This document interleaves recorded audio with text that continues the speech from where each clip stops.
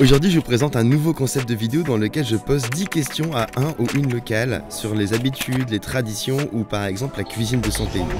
Bref, toutes les petites interrogations qu'on pourrait avoir sur un lieu et une culture différente de la nôtre. Pour cette première édition, ça se passe au Québec et mon invitée est Jeanne, une Québécoise avec qui j'ai voyagé pendant une semaine. Allez voir la vidéo si c'est pas encore fait, elle vaut vraiment le coup. On va donc aborder le sujet du Québec, la région francophone du Canada. Vive le Québec libre! Avec une population de 8,5 millions d'habitants, c'est la deuxième province la plus peuplée du pays, juste après l'Ontario. C'est aussi la seule province à avoir le français comme seule langue officielle. Elle est donc dans une situation assez unique et j'ai tout de suite abordé ce sujet avec Jeanne. On n'est pas là pour être ici, je suis avec Jeanne, la légende de la première vidéo. Parfait. Première question, c'est comment vous arrivez à gérer le français dans un univers autant anglais? Enfin, comment vous gérez la différence anglais-français de façon générale? C'est certain que le français, c'est la langue première au Québec. Ouais. Mais évidemment, il y a des communautés anglophones. Moi, ma génération, on parle beaucoup franglais. Ouais. Au plus grand malheur de mes parents et de la génération plus âgée, qui tiennent quand même à leur français. J'intègre beaucoup de mots anglais, de slang anglais. Mais je pense que c'est ce qui fait aussi la particularité et la richesse de notre langue. Donc tout est en français au final, tu allumes la télé, il y a du français. Exactement. Tu vas remplir des papiers à la banque, c'est en français. Tout à fait, on a nos chaînes, tout est en français, puis il y a quand même moyen de trouver de l'anglais. Je rebondis sur cette question qui n'était pas forcément prévue, mais je pense que beaucoup de monde se pose, c'est est-ce qu'au final, si tu parles pas très bien anglais, voire pas du tout, tu peux quand même venir au Québec, pas forcément que pour des vacances, même pour t'y installer, tu vois? Oui, absolument. Non, c'est rassurez-vous, les gens parlent français. En fait, si on va même en dehors des grandes villes, c'est clairement que du français, là. Dans les petits villages, même, les gens baragouinent quelques mots anglais, là, mais c'est vraiment francophone. Deuxième question. Tu as vécu 32 années de ta vie au Québec, donc tu as vécu 32 hivers. Et il y a beaucoup de gens qui ont vraiment un peu peur de l'hiver au Québec parce que on voit les températures parfois en France. Nous, quand il fait -5, on est en PLS de façon générale en France. C'est quoi ça, régions. PLS? PLS, c'est ça. Position latérale de sécurité. Est-ce que toi, quand il fait -40 au Québec, c'est pas tout le temps, mais ça peut arriver, c'est quelque chose qui est dur à vivre ou est-ce qu'au final, c'est quelque chose qu'on arrive à vivre avec, même bien, tu vois? Tout le monde va le dire, c'est comme un peu une citation un peu de nos parents, là. Si tu veux aimer l'hiver au Québec, va jouer dehors. Et surtout, habille-toi bien. C'est vrai, parce que si on est bien habillé, qu'on a des bons vêtements chauds, qu'on a plusieurs couches, on va avoir du plaisir à jouer dehors. C'est juste ces petits détails-là qui font qu'on apprécie l'hiver. Puis c'est loin d'être si pire, tu sais, -40, là. C'est extrême avec des vents et tout, genre dans le fin fond de la Gaspésie, là. Les plus froids, là, ça peut aller jusqu'à -30, -20, mais des fois, on a des hivers doux aussi, là. Donc on s'y fait, il suffit de bien s'équiper, quoi. Ouais, puis on va jouer dehors. On fait quelques sports. Il y a tellement de sports accessibles aussi. Il y a moyen même de faire du sport en ville. À Montréal, tu peux faire du ski de fond au Mont-Royal. C'est vraiment génial. C'est extraordinaire. Tu as même les lacs qui sont gelés sur lesquels tu peux faire de la patinoire et tout. Ouais, exactement, du patin à glace. Bref, on va changer d'endroit et on va regarder ce que c'est le soleil. Oh, regarde! C'est la fin en plus. C'est pas beau. C'est pas beau. C'est pas beau. Sacrément. Let's go.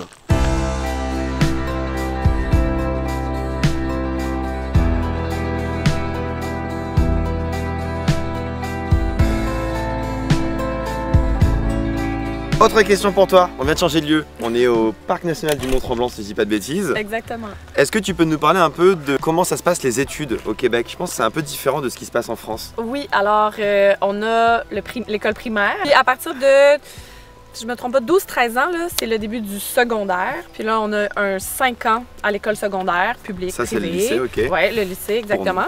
Et là, on termine le secondaire à 17 ans environ, puis on fait un 2 ans de collégial qui peut se faire des fois en 3 ans, ça dépend. C'est là qu'on va un peu choisir pour l'avenir. Ça implique d'un peu choisir sa profession future à l'université. Et après ça, on embarque pour l'université. C'est un bac qui se fait en 3 ans. Puis après, la maîtrise qui peut se faire en 2 ans. Puis après, le doctorat, blablabla. Ok, donc le bac que vous avez, pour nous, ce sera un peu la licence ou le bachelor, quoi. Enfin, nous, on a le bac au lycée. C'est là que ça se complexifie un petit peu. C'est là que c'est là qu'il y a eu un bug. Faites un effort, les gars. C'est ça. Puis le bac, c'est à peu près, si on compte 2 ans au cégep, c'est à peu près vers 19 ans, 20 ans que tu peux entrer au bac. D'accord. En moyenne. Ok.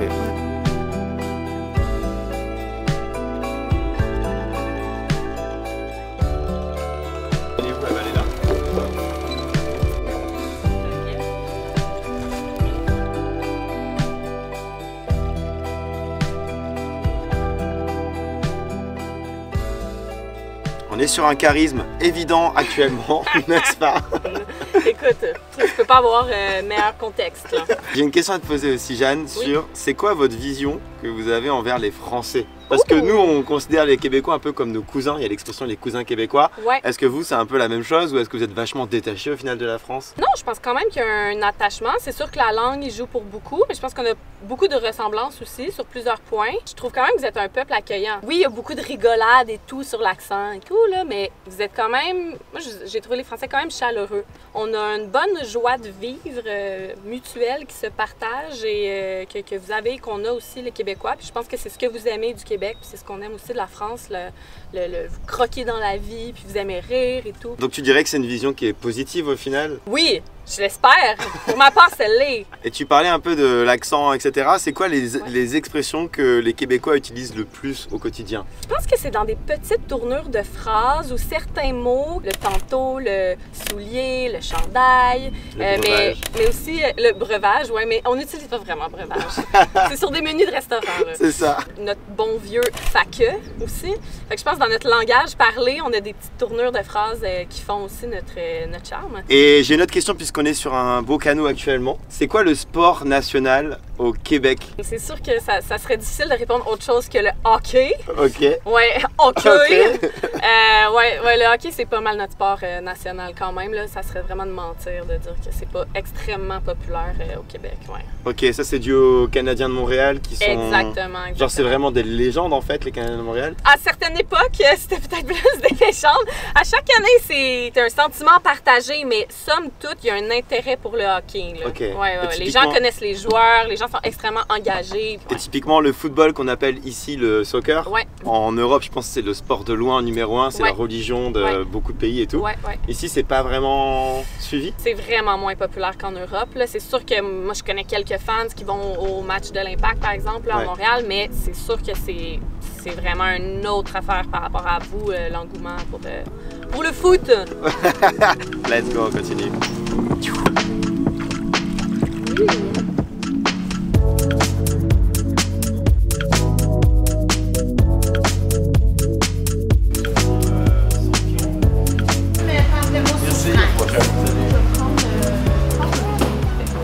Nous sommes désormais, ma chère Jeanne, dans un restaurant afin de parler d'un sujet que beaucoup de monde adore, à savoir la gastronomie.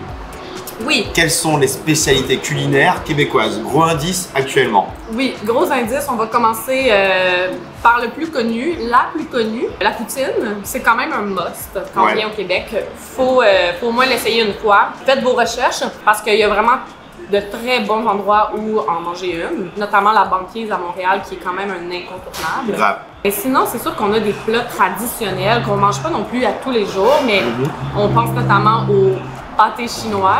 Nous, on le décrit comme un steak blé d'Inde patate. T'sais, on a un plat qui s'appelle le pudding chômeur aussi, qui est comme une sorte de dessert, qui a toute une histoire. Mais bref, autant on a ça, autant qu'on a également des influences de la cuisine du monde. Exactement, puis on va aussi avoir des influences de la cuisine française. On est des bons gourmands, on aime bien manger, on aime de plus en plus, il y a un intérêt pour les produits du terroir, les fromages d'ici, à manger local le plus possible. Parce qu'à Montréal, si je dis pas de bêtises, c'est la deuxième ville au monde après New York où il y a plus de restaurants au nombre d'habitants. Exactement. On est sur une grosse anecdote que tu partages là qui n'était pas facile à dire. Oui, c'est vrai. Puis à Montréal, il y a des spécialités quand même aussi. Bon, on peut penser aux bagels. On est quand même connu pour les bagels. Donc il y a Saint-Viateur, Fairmount, qui sont deux endroits qui produisent des super bons bagels. Et là, il y a une petite guerre d'opinion dans la rue, là, comme d'où vient le meilleur bagel, mais pour vrai, les deux se ressemblent énormément. La deuxième chose qu'on pourrait voir, c'est plus lié aux traditions. Oui. Est-ce qu'il y a des choses qui diffèrent vraiment de la France? Oui, bien c'est sûr que le temps des fêtes, c'est très important au Québec. On l'a vu juste avec la pandémie, là. Il y a eu certaines restrictions qui menaçaient un peu notre temps des fêtes, puis là, les gens n'étaient pas contents. Une très grosse différence, je crois, que vous n'avez pas, c'est la cabane à sucre. Et ça, c'est notre fameux sirop d'érable. On célèbre un peu l'arrivée du printemps. Donc, des cabanes à sucre, ça va être souvent dans des milieux plus éloignés, dans des milieux ruraux. On va à la cabane à sucre souvent en famille. Et on y va donc une fois dans l'année, à peu près au mois d'avril. Là, c'est vraiment plat traditionnel. des fèves au lard, des oreilles de Christ, probablement tu sais pas de quoi je parle. Non, je sais pas. Des tourtières, des crêpes au sirop d'érable, plein de mets traditionnels qui représentent quand même notre histoire, notre parcours culinaire au Québec. On savoure ça en famille, puis ça se termine toujours avec de la tire d'érable. Est-ce que tu vois qu'est-ce que c'est la tire d'érable? Bon! Alors, la tire d'érable, c'est qu'on prend le peu de neige qui nous reste à ce moment-là. Habituellement, en avril, il en reste encore au Québec. Puis on va étaler ça, on coule des petites lignes de ce sirop-là. Puis on prend un petit bâton de bois, on roule ça dans la tire d'érable et on prend ça comme un suçon finalement. Et c'est délicieux. Et il n'y avait pas une dernière de fête dont tu voulais me parler, Saint-Jean Oui, la Saint-Jean-Baptiste. La Saint-Jean-Baptiste, en fait, c'est notre fête nationale qui est le 24 juin.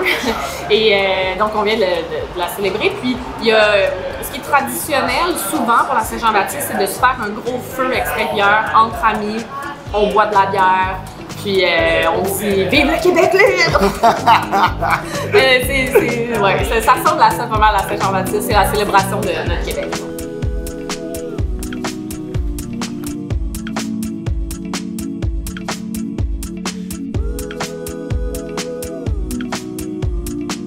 Il y a encore une chose que les Français peuvent se poser, même pas que les Français d'ailleurs, c'est le marché de l'emploi au Québec. Oui. Est-ce qu'il y a un secteur en particulier qui recrute, notamment pour ceux qui arrivent en PVT? Présentement, je ne sais pas ce que tout le Québec a besoin, mais une chose est certaine, c'est que dans l'industrie touristique présentement au Québec, il y a vraiment une bonne pénurie de main-d'œuvre. Tout ce qui touche à hébergement, hôtels, auberges, en restauration également, donc tout ce qui est aussi activité, les parcs nationaux aussi recrutent. Il y a vraiment de très beaux emplois présentement là, au Québec qui sont à disposition. Et là, il y a un site qui répertorie un peu, genre, de façon générale, tous les emplois. Je sais que moi, à l'époque, j'allais sur Emploi Québec, qui regroupe quand même plusieurs emplois. Bon, par exemple, pour les parcs nationaux, on peut aller sur le site de la CEPAC, qui avait vraiment une super belle campagne de recrutement. Sinon, je dirais que c'est assez facile de se trouver un emploi présentement. Donc. Et pour finir, avant de conclure, qu'est-ce que tu dirais de la qualité de vie au Québec? Toi qui as voyagé un peu partout, est-ce que tu peux toucher 2 mots par rapport à ce sujet? Moi, ce que je constate, c'est à quel point, justement, on a une super belle qualité de vie quand je reviens à la maison après un voyage. C'est certain que dans les plus grosses villes comme Montréal, bon, on le sait, dans les villes, le niveau de stress est toujours un peu plus haut, mais je pense quand même qu'il y a des... Montréal est entouré aussi de super belles régions à proximité où il y a moyen de s'évader. Comme les Laurentides. Comme les Laurentides, exactement. Il fait bon vivre au Québec, que ce soit en ville ou plus en région éloignée. Puis les gens sont gentils. On tient à avoir des bons liens entre humains au Québec, puis à avoir une certaine chaleur entre nous. Puis sinon, c'est ça, je pense qu'il y a des beaux emplois, des beaux environnements où travailler aussi également. Puis on mange bien au Québec. Moi, j'arrête pas de le répéter, mais on mange bien. Mais bref, sur beaucoup d'aspects, je pense que la qualité de vie est vraiment numéro 1. Ok, trop cool. Bon, bah, j'espère que ça vous a appris plein de choses sur le Québec. Si vous voulez suivre Jeanne, son ID Instagram s'affiche sur sa tête, là, actuellement. Et moi, je vous laisse sur de belles images comme d'habitude. N'hésitez pas à regarder les autres vidéos qu'on a pu faire avec Jeanne ou sans Jeanne. Désolé, Jeanne, je sais pas. Au Québec sur YouTube. Et moi, je vais sur de belles images et surtout, n'oubliez pas de voyager. Peace!